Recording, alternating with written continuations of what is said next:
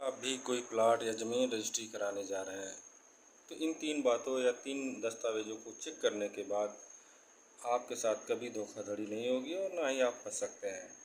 तो सबसे पहले आप जो भी प्लाट या ज़मीन रजिस्ट्री कराने जा रहे हैं उसका रजिस्ट्री का जो पुराना डॉक्यूमेंट्स है, जिसे रजिस्ट्री ऑफिस से, अगर पुरानी रजिस्ट्री है तो रजिस्ट्री ऑफिस से चेक कीजिए, अगर नई रजिस्ट्री है तो उसे आप ऑनलाइन भी चेक कर सकते हैं।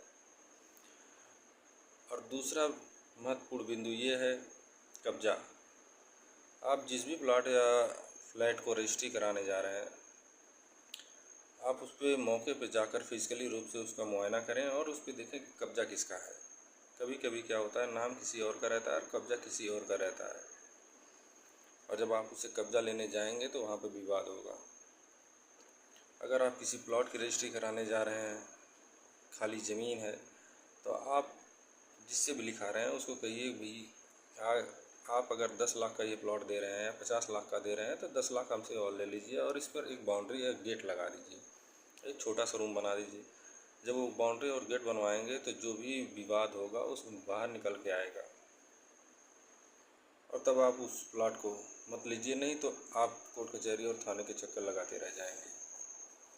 तीसरा और महत्वपूर्ण बिंदु ये है कि आप किसी प्लॉट या फ्लैट की रजिस्ट्री कराने से पहले एक एग्रीमेंट करा लें। एग्रीमेंट से क्या होगा कि अगर वो व्यक्ति, अगर मान लीजिए 10 लाख रुपए में आपका बात हुआ है और आप 5 लाख रुपए दे दिए हैं, और 5 लाख देने के बाद अगर वो व्यक्ति मुकर जाता है, अगर आपने एग्रीमेंट कराया है तो आप उसके खिलाफ विधिक कार्रवाई कर सकते हैं।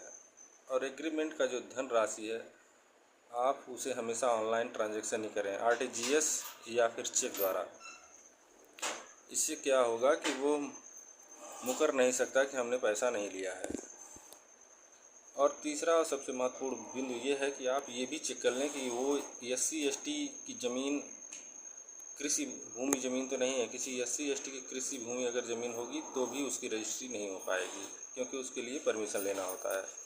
ये 3-4 महत्वपूर्ण बिंदु अगर आप चेक कर लेते हैं तो आपके प्लॉट खरीदने में, कब्जा लेने में और तरमीन कराने में कोई समस्या नहीं आएगी।